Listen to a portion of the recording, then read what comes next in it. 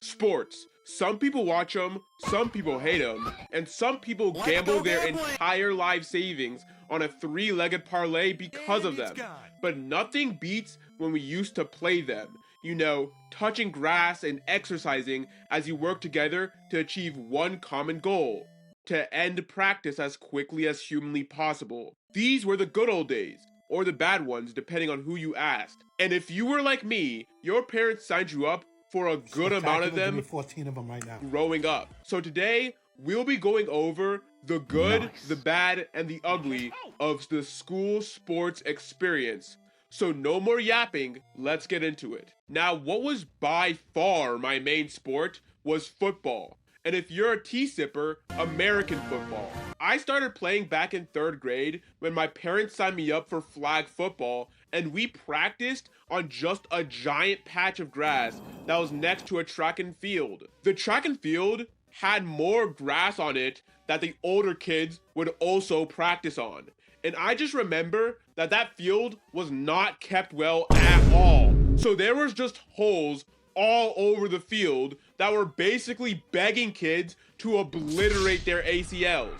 Like one time, we were doing our pre-practice warm-ups and we were doing back pedals, and one kid was like doing them with a quickness, you know, trying to show off, and he stepped into a particularly big pothole and tore something in his leg.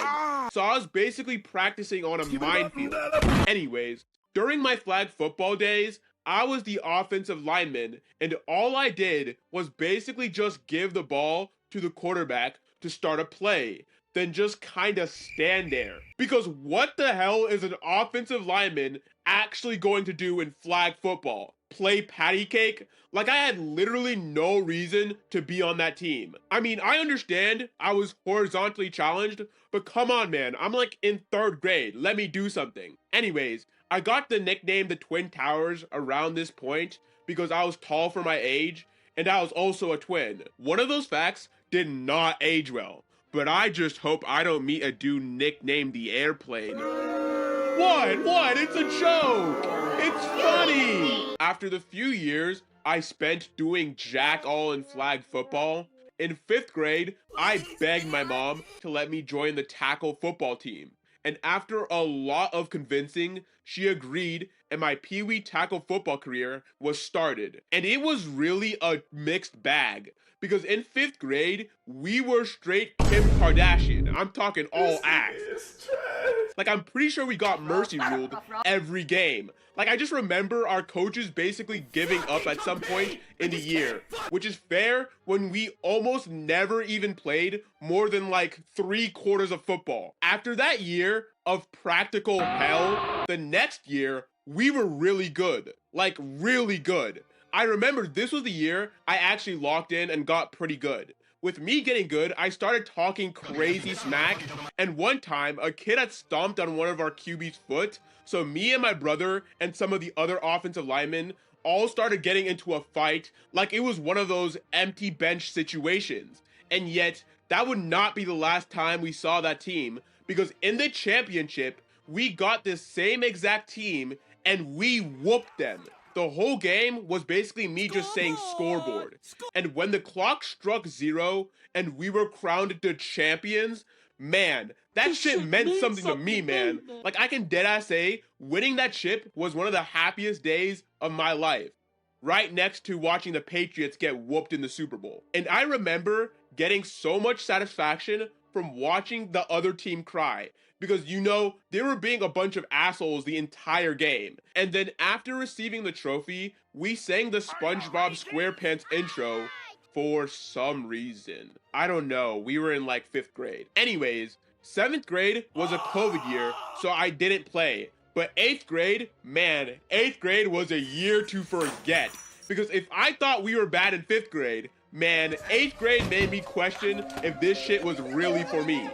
Because this year, like, half of our kids were people who were completely new to football. And I remember lining up on the offensive line, and the kid I was next to was probably 130 soaking wet, and I'm talking really wet. And I had to teach this kid how to kick step, how to line up right, how to walk, how to talk, and even how to breathe. So this season could basically be summed up as a 5-year-old toddler playing chess versus Magnus Carlsen. Like when our quarterback would drop back, it would be like that one Stewie football clip. Nobody's blocking. We were so bad, in fact, that when we finally scored our first touchdown of the entire season, we started celebrating like we had just won the Super Bowl. I'm talking yelling, screaming, dancing, the whole 9 yards. And the other team was just standing there confused. Like, what are you guys doing? You guys are down by 40. But somehow, we did manage to win a game. So if we were celebrating for scoring a single touchdown, we were going wild after that one, before we got blown out by the same team in the playoffs. I do remember that they had a kid who was a 6'4", 280 behemoth, and he was like throwing our dudes around like ragdolls. And one of my last plays of Pee Wee football was managing to somehow pancake that kid. So yeah, that was my Pee Wee football experience. Don't worry, we were much better in high school. But I kind of want my high school football experience to be its own video, because there are tons of stories that I can tell about that. And speaking of videos, if you like this video so far, consider liking and subscribing. I post every 2 weeks. Liar! And I'm gonna go to 10K, and anything you do helps. Now, the first sport my mom signed me up for was basketball back in like 1st grade. And I was a tall kid for my age. So I played center and power forward, which is the position I would play my whole entire basketball career. But the thing is that I had the coordination of a newborn calf. Like, my ass could not dribble. Like, if I put the ball on the court for more than a few seconds, that shit was flying straight out of my hand or getting stolen with a swiftness. So needless to say, I didn't score much or at all for the first few years I played basketball. I don't even remember who my coach was at that time anyways. But my real memories come from around, let's say, 3rd or 4th grade, when I had to switch from playing for my actual school to another one, since we had too few people to have a basketball team. And with this new team came a new coach, who we'll call Coach Carroll, because this dude was the spitting image of Pete Carroll. I'm talking the white hair and the bubblegum chewing. And this dude was one of my favorite coaches ever. Like, he would take me to Taco Bell after the game, and he would always say some unk quotes like, "You need to get mobile and agile so you ain't futile," or, "When the defense is coming hard down your throat, don't swallow." Is this nigga serious? Well, he didn't say that exactly, but you get my point. Anyways, during practices, I would always be like 5 million miles away. I'm talking in straight la la land, and my coach would get so upset, but I don't even blame myself, because the entire practice, all I would do is just face the basket and grab rebounds. So while everyone else was playing 1v1s, I was on the other side watching as I ran the Dennis Rodman simulator. But a core memory I have of basketball was that one time in like 6th grade, we were playing an away game, and I had just arrived at the school we were playing at, and while I was sitting around waiting for the other game to finish, I get the notification that Kobe Bryant had passed away right before we had to play a game. So me and the guys were freaking out, and we decided to offer the game up for Kobe like we were Jason Tatum or something. So the game starts, and it's coming down to the wire, and our point guard, who we called Jimmy Buckets, was dribbling up the court before passing it out to the wings, and the dude who caught the ball wasn't terrible, but he was an absolute shot chucker. So we kind of thought he was about to brick this. He jumps up, and as he shoots the ball, he yells Kobe as time expired, and that swished. Nothing but net. And of course, we all freaked out and raided the court. And now, that story might sound fake as hell, but I promise you, this really did happen.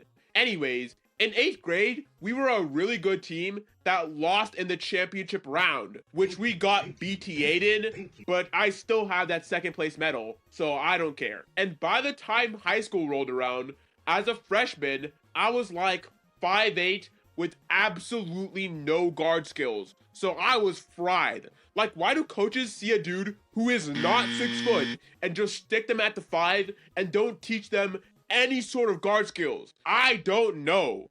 But I made the decision to quit basketball because I knew my ass wasn't doing anything. Now, the next and final sport I'm gonna talk about today is one that I started playing in high school. Now, the high school sports teams I played on were all really good to like top in our state. But our track and field team was hella unserious. Like, we were just goofing off all of practice. I was a thrower, so all I would do was do the warm-up, get a couple of throws in there, and then just goof around. It was a tried and true formula. Back when shadow boxing was still popular, people would spend the whole practice running the matches. On top of that, sometimes I would go with the runners and do their practices just to stay in shape, you know? And man, sometimes that would have me seeing stars. Like, we would run half of the track or the full one, have like a 5-second break, and just run another one over and over and over and over again until you truly wanted the sweet relief of death to come and take you. Along with that, because I was a thrower, half of the meet would be me throwing a couple of balls, then gorging on oranges and fruit snacks before sitting there for hours waiting for my parents to finally pick me up. Don't get me wrong though, I don't regret doing track and field one bit. But that's all I have for today. Of course, I have a few more sports to talk about, so if you would like to see a part 2, make sure you hit the like and subscribe. Moral of the story is, school sports are worth it, even if your team really sucks.